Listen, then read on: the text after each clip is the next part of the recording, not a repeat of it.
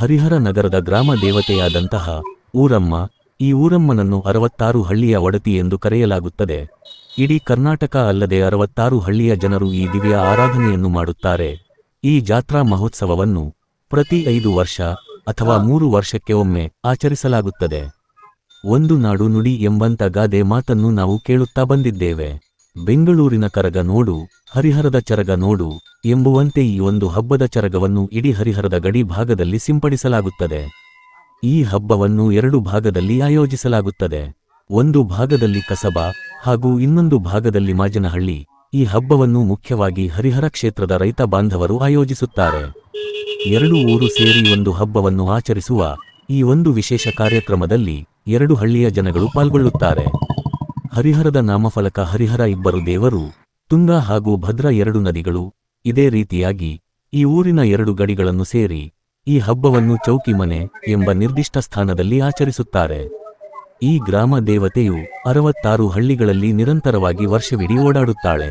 ಯಾವ ಗ್ರಾಮದಲ್ಲಿ ತಮಗೆ ಕಷ್ಟ ಅನುಭವಿಸುತ್ತಾರೋ ಅವರು ಆ ದೇವಿಯನ್ನು ಪ್ರತಿಷ್ಠಾಪನೆ ಮಾಡಿ ಪೂಜೆ ಸಲ್ಲಿಸುವುದರಿಂದ ಅಲ್ಲಿ ಅವರ ಕಷ್ಟಗಳು ಪರಿಹಾರ ಆಗುತ್ತವೆ ಎಂಬುದು ಒಂದು ನಂಬಿಕೆಯಿದೆ.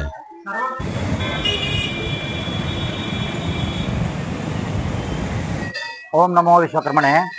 ಈ ಹರಿಹರ ನಗರದ ಅಧಿದೇವತೆಯಾಗಿರುವಂತಹ ಗ್ರಾಮ ದೇವತೆಯನ್ನ ಊರಮ್ಮ ದೇವಿ ಅಂತ ಹೇಳಿ ನಾವು ಕರಿತಾ ಇದ್ದೇವೆ. ಈ ಊರಮ್ಮ ದೇವಿಯನ್ನ 66 ಹಳ್ಳಿಯ ಒಡತಿ ಅಂತ ಹೇಳಿ ಕರಿತೀವಿ. ಅಂದ್ರೆ 66 ಹಳ್ಳಿಯನ್ನ ಈ ದೇವಿಯನ್ನ ಆರಾಧನೆ ಮಾಡ್ತಾ ಇದ್ದಾರೆ.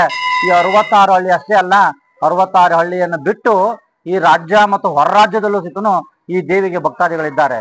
ಪ್ರತಿ 3 ವರ್ಷಕ್ಕೊಂದು ಸಾರಿ ಈ ದೇವಿಯ ಜಾತ್ರಾ ಮಹೋತ್ಸವ ನಡೆಯುತ್ತದೆ. ಈ ಜಾತ್ರಾ ಮಹೋತ್ಸವವು ಅತ್ಯಂತ ವಿಜೃಂಭಣೆಯಿಂದ 5 ದಿನಗಳ ಕಾಲ ಈ ಜಾತ್ರಾ ಮಹೋತ್ಸವ ನಡೀತದೆ.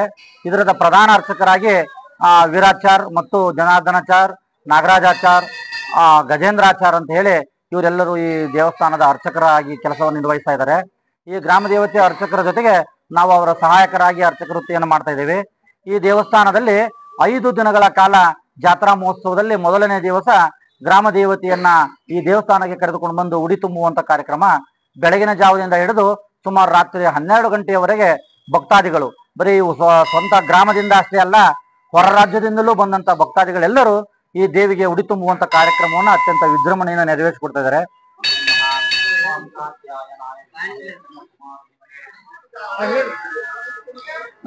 ಸರ್ ಅಲ್ಲ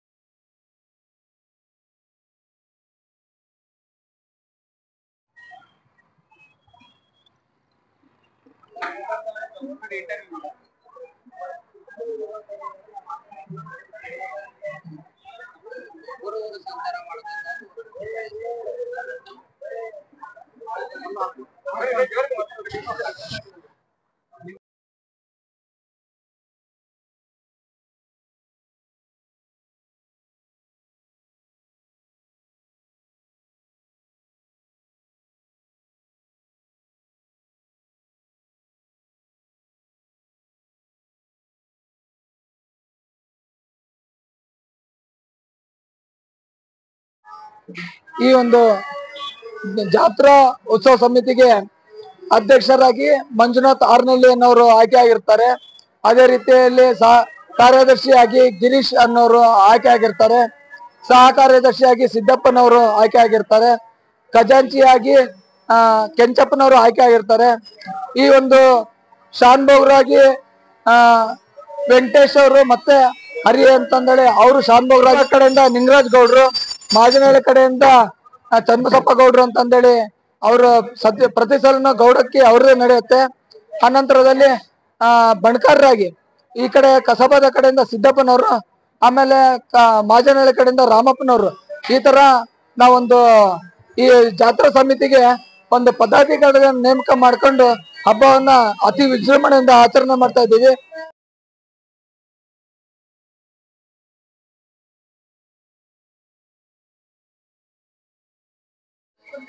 ಜಾತ್ರೆ ವಿಶೇಷತೆ ಅಂತಂದ್ರೆ ಈ ತಾಯಿ ಮಹಿಮೆ ಬಹಳಷ್ಟು ದೊಡ್ಡದಿದೆ ಈ ಊರಲ್ಲಿ. ಈ ಊರಿನ ಜಾತ್ರೆ ಈ ವರ್ಷ ಇಷ್ಟು ವರ್ಷಗಳಿಂದ ಮಾಡ್ಕೊಂತ ಬಂದಿರೋದು ಎಲ್ಲರಿಗೂ ಒಳ್ಳೇದಾಗಿದೆ. 5 ವರ್ಷಕ್ಕೊಂದ್ಸತಿ ಮಾಡ್ತಾ ಇದೀವಿ ಫಸ್ಟ್. ಈಗ 5 ವರ್ಷಕ್ಕೊಂದ್ಸತಿ ಬೇಡ, 3 ವರ್ಷಕ್ಕೊಂದ್ಸತಿ ಮಾಡೋಣ ಅಂತಂದು ಎಲ್ಲಾರು ಈ ಊರಿನ ಜಾತ್ರೆಗೋಸ್ಕರ ಬಹಳ ಪ್ರಾಮುಖ್ಯತೆ ಕೊಡ್ತಾ ಇದಾರೆ. ಎಲ್ಲಾ ಮುಖಂಡರುಗಳು ಒಮ್ಮತದಿಂದ ಈ ಹಬ್ಬ ಮಾಡ್ತಾ ಇದೀವಿ. ನಿಮ್ ಸೆಂಟ್ರಿಗೆ ಆಗ್ಬಿಟ್ಟಿದ್ರೆ ದೇವಸ್ಥಾನ ಚೆನ್ನಾಗ್ ಬಂದಿರೋದಲ್ಲ, ಇದು ಚೆನ್ನಾಗ್ ಬರ್ತಿತ್ತಲ್ಲ.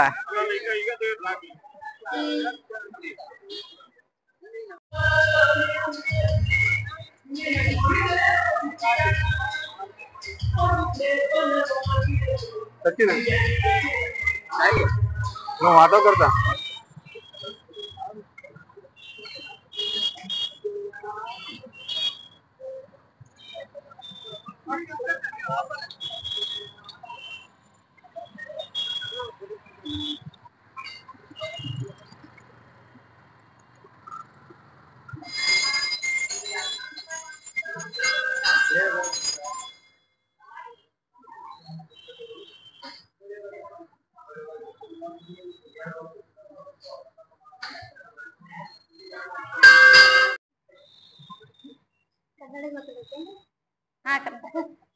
ನಾವು ಹುಬ್ಬಳ್ಳಿಯಿಂದ ದೇವಿ ದರ್ಶನಕ್ಕೆ ಬಂದಿದ್ವಿ. ವಿಶೇಷವಾಗಿ ದೇವಿ ಬಾಳ ಕಥೆ ಐತಿ. 3 ವರ್ಷಕ್ಕೊಮ್ಮೆ ಜಾತ್ರೆ ಆಗ್ತೈತಿ. ಹೆಣ್ಮಕ್ಳ ಕರ್ದು ಜಾತ್ರೆ ಮಾಡ್ತಾರೆ.